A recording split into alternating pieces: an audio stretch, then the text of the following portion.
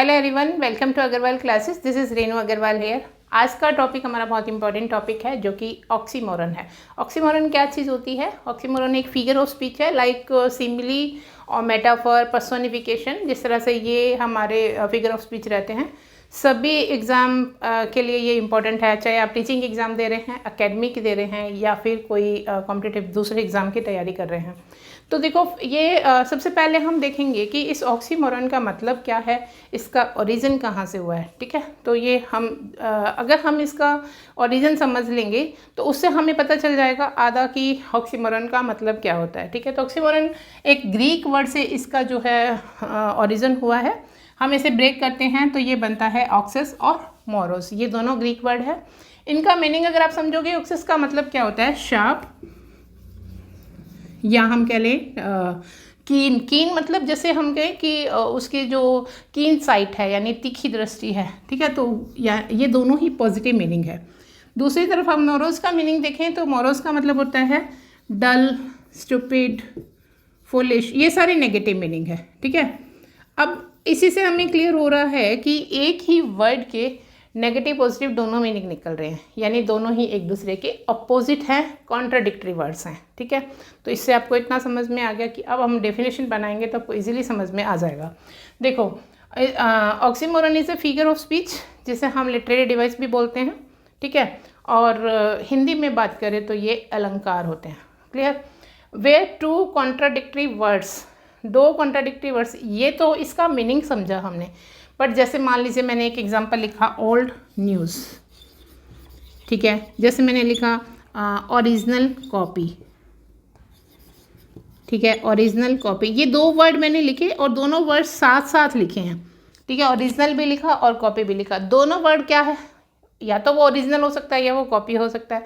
दोनों ही contradictive words है, दोनों ही साथ साथ रखे गए हैं। अब इसकी डेफिनेशन पढ़िएगा। Oxymoron is a figure of speech where two contradictory words or ideas are put together। दो contradictory words को एक साथ रखा जाता है। एक साथ का मतलब नेक्स्ट टू ईच अदर। ठीक है, नेक्स्ट टू ईच अदर, एक दूसरे के आगे, मतलब पास पास रखे जाते हैं। ये can either be a phrase और ए स्टेटमेंट, सीधा एक फ्रेज में भी हो सकते हैं, या इसका यूज एक पूरे सेंटेंस को बनाकर भी किया जा सकता है। जैसे मैं कहूँ ही इज़ रेगुलरली इरेगुलर, एक सेंटेंस में, एक स्टेटमेंट में आ गया, बट वर्ड वही दो हैं, opposite word, regularly irregular. Oxymoron का पर्पस क्या है यूज़ करने का, नेक्स्ट स्लाइड में हम देखते हैं। इससे पहले आप लोग अगर सिमिली, मेटाफर, पर्सोनिफिकेशन, या इन तीनों का डिफरेंस क्या है, मेटाफर और पर्सोनिफिकेशन में, सिमिली और मेटाफर में, या अलिट्रेशन, कॉन्सोनेंस और इन सब के बारे में जानना चाहते हैं तो आपको डिस्क्रिप्शन में जो है वो एक प्लेलिस्ट मिल जाएगी, वहाँ पे ये सारी फिगर ऑफ स्पीच आप देख सकते हैं। नेक्स्ट देखो, इस फिगर ऑफ स्पीच का पर्पस क्या है, why do we use this ना। तो इसका पर्पस देख लेते हैं। जैसे बाकी सिमिली, मेटाफर, इन फिगर ऑफ स्पीच का हम यूज़ करते हैं। फिगर ऑफ स्पीच का मतलब क्या होता है? अलंकार। अलंकार का काम क्या होता है? अलंकार का मतलब होता है आभूषण, जो कि खूबसूरती को बढ़ाने के लिए यूज़ किया जाता है, और इसमें लिटरेचर की खूबसूरती बढ़ जाती है। बस यही एक कारण होता है कि फिगरेटिव जो होती है लैंग्वेज यूज़ की जाती है। अब यहाँ पे देखो कि ऑक्सीमोरन का यूज़ क्या है, कि एक तो ये रीडर का जो ध्यान होता है वो आकर्षित करता है, to draw attention of the reader. प्रभावशाली, ये लैंग्वेज को जो है वो प्रभावशाली बना देता है। और एक ये एंटरटेनमेंट के लिए भी यूज़ किया जाता है। और नेक्स्ट हम कह सकते हैं कि ये रीडर का एंगेजमेंट बढ़ाता है। कैसे बूस्ट करता है? कैसे? क्योंकि देखो, जैसे कि हमने अभी एग्जांपल लिखा कि ओरिजिनल कॉपी। ठीक है, ओरिजिनल और कॉपी दोनों ही वर्ड कॉन्ट्राडिक्टरी है। दोनों ही वर्ड, एक ओरिजिनल और एक कॉपी, अगर या तो ये ओरिजिनल है या तो ये कॉपी है, दोनों चीज़ तो हो नहीं सकती, बट इसका एक डीपर मीनिंग निकलता है। ठीक है, क्यों? इसका एक डीपर मीनिंग होता है। तो इसका क्या मतलब क्या है? इसका मतलब ये है कि जो कॉपी, जो कंटेंट है वो ओरिजिनल है ना। जो हम कॉपी दे रहे हैं कंटेंट की, वो ओरिजिनल है, ये मीन निकलता है। तो मीनिंग दूसरा निकलता है, दोनों वर्ड जो हैं वो साथ साथ है, नेक्स्ट टू ईच अदर है, और दोनों ही वर्ड कॉन्ट्राडिक्टरी है। तो ये हो गया ऑक्सीमोरन। तो इन एग्जाम्पल से हम समझते हैं ऑक्सीमोरन का क्या यहाँ पे डीप मीनिंग निकलता है। देखो पहला है ओपन सीक्रेट। अब ये ओपन भी है और सीक्रेट भी है।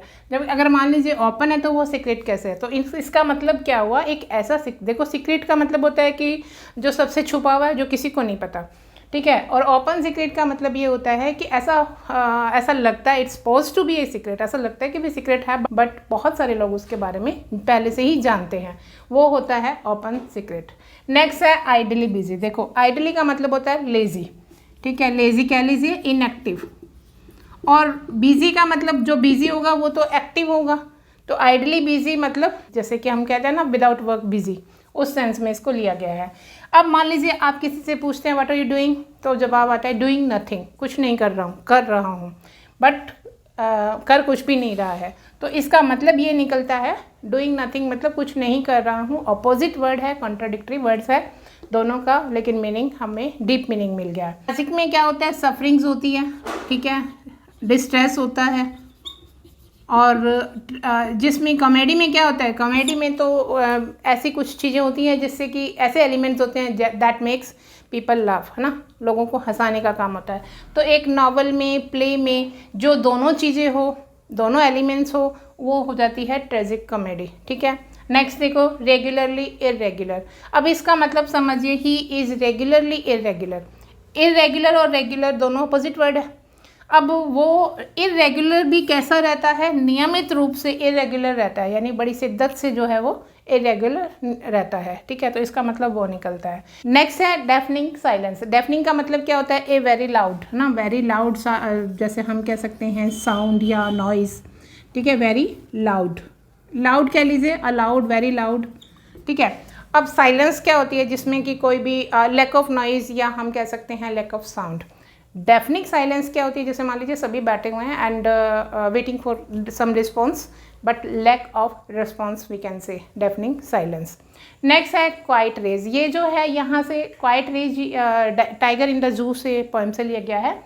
क्वाइट का मतलब होता है बिल्कुल शांत होता है, टाइगर गुस्से वाला होता है, ठीक है, उसका जो गुस्सा है वो बिल्कुल शांत है क्योंकि वो कुछ कर नहीं सकता, क्योंकि वो पिंजरे में कैद है। तो क्वाइट रेज उसका मतलब वहाँ पर वो है। ओनली ऑप्शन, हम कहते हैं ना this is the only option, तो ओनली भी है और ऑप्शन भी है, ठीक है। तो इसका मतलब होता है या तो सिंगल ऑप्शन, भाई यही एक सिंगल ऑप्शन है आपके पास और कुछ है ही नहीं, या वेरी फ्यू ऑप्शंस, मतलब बहुत कम चीज़ें जो होती है उसके लिए ओनली ऑप्शन। उसके बाद एक है एक्ट नेचुरली। एक्ट भी है यानी एक्टिंग भी है और नेचुरल भी है, how can it be possible.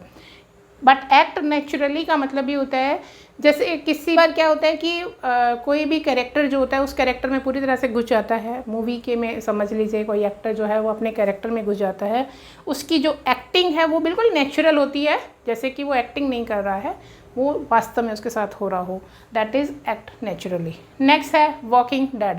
अब देखिए जो लिविंग बीइंग होते हैं वो वॉक कर सकते हैं, बट जो डेड है वो वॉक कैसे करेंगे, बट जो ज़ॉम्बीज़ होते हैं वह वॉक करते हैं, तो उनके लिए वर्ड यूज़ किया जाता है वॉकिंग डेड। आई होप आपको वीडियो पसंद आई होगी, लाइक शेयर कर दीजिएगा। Thank you for watching.